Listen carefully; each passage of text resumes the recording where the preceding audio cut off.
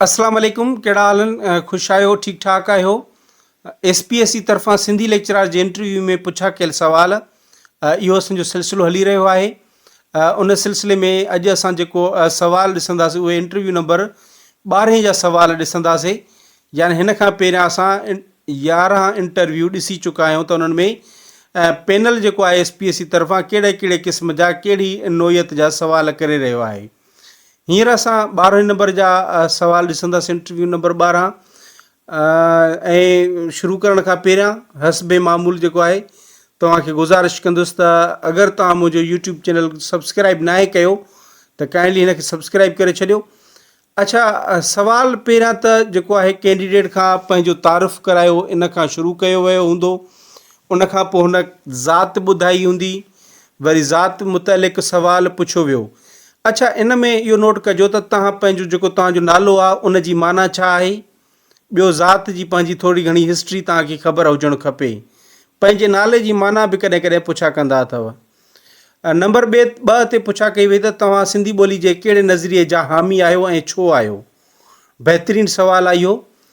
इन में बि जेको मुंहिंजो वीडियो आहे त उन में तव्हांखे सभई नज़रिया ऐं हर नज़रिए जो जेको सबूतनि सां गॾु दलील कहिड़ा पिया ॾियनि, उहे पंहिंजा जेके मुहक़िक़ हुया, सिराज जेकॾहिं हिकु नज़रियो ॾिए पियो त उहे दलील कहिड़ा पियो ॾिए, साबितियूं कहिड़ियूं पियो ॾिए, ऐं उहे तव्हां साबितियूं सभिनी जूं भेट कयो, तव्हांखे कहिड़ो थो लॻे ऐं पोइ रीज़न ॿुधाए त इहो छो थो लॻे। सवाल नंबर 3 पुछा कयो वियो त मौजूदा सिंधी सूरत ख़ती कीअं ठही ऐं सूरत ख़ती जी इर्तिका बाबति ॿुधायो। इहो सवाल बि तव्हां ॾिसो। ऐं सवाल नंबर 4 ते ॾहसनामो ऐं सिंगार में फ़र्क़ु ॿुधायो। सवाल नंबर 5 कई किताब जो मुसनिफ़ केरु आहे, उहो ॿुधायो। सवाल नंबर 6 पको पह जो मुसनिफ़ केरु आहे, इहो बि पुछियो वियो। सवाल नंबर 7 चौथ जो चंड कंहिंजो कंहिं लिखियो ऐं उन में छा आहे, इहो बि सवाल पुछियो वियो आहे उन कैंडिडेट खां। सवाल नंबर 8 हमल फ़क़ीर घणनि ॿोलियुनि में शाइरी कई, इहो बि पुछियो वियो उन इंटरव्यू में। ऐं उन खां पोइ जेको डेमो टॉपिक ॾिनो वियो उन शागिर्द खे, त इन ते तव्हां डेमो ॾेई ॾेखारियो।